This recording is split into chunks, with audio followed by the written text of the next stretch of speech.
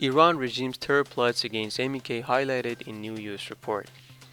Iran remains the world's worst state sponsor of terrorism, according to the Country Reports on Terrorism 2018, released by the US Department of State on Friday. The regime has spent nearly $1 billion per year to support terrorist groups that serve as its proxies and expand its malign influence across the globe, the State Department's annual report said. It also has engaged in its own terrorist plotting around the world, particularly in Europe. In January, German authorities investigated 10 suspected Islamic Revolutionary Guard Corps Quds Force operatives.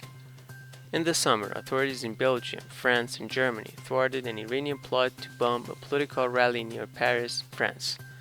The report added, referring to the regime's attempt to bomb the annual Free Iran gathering in June 2018, attended by Iranian opposition leader Maryam Rajavi and hundreds of international lawmakers. In October, an Iranian operative was arrested for planning an assassination in Denmark, and in December, Albania expelled 2 Iranian officials for plotting terrorist attacks, the report said, the latter case referring to the regime's attempt to bomb the Persian New Year festival organized at the compound of the main Iranian opposition group, People's Mujahedin Organization of Iran in Albania.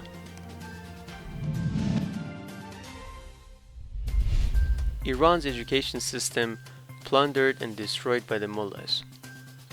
While more than a month has passed since the beginning of the new academic year in Iran, state-run news outlets are still discussing the shortage of teachers in schools as one of the fundamental crises of the country. In September, in an article titled "Scarcity of Teachers in Critical State," state-run Iran newspaper admitted to a shortage of 108,000 teachers and wrote, "The shortage of teachers has become a serious issue for the education industry. Figures show that out of 930,000 officially registered teachers, 320,000 will retire by 2020.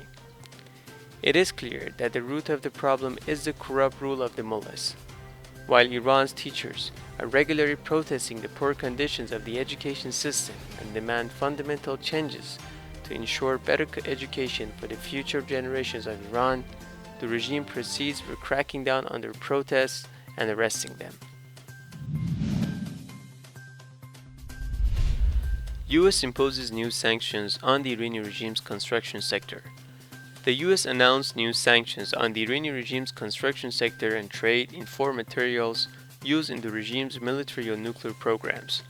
The State Department said Secretary of State Mike Pompeo had determined the Iranian regime's construction sector was controlled directly or indirectly by the regime's revolutionary guards.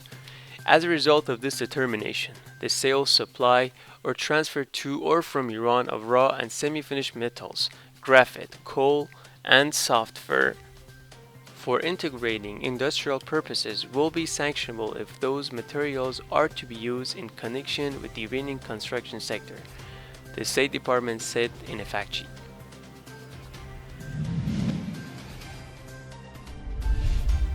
Maryam Rajavi pays tribute to the victim of 1988 massacre. Iranian opposition leader Maryam Rajavi on Tuesday visited a memorial outside France's National Assembly for the 30,000 victims of Iran's 1988 massacre of political prisoners.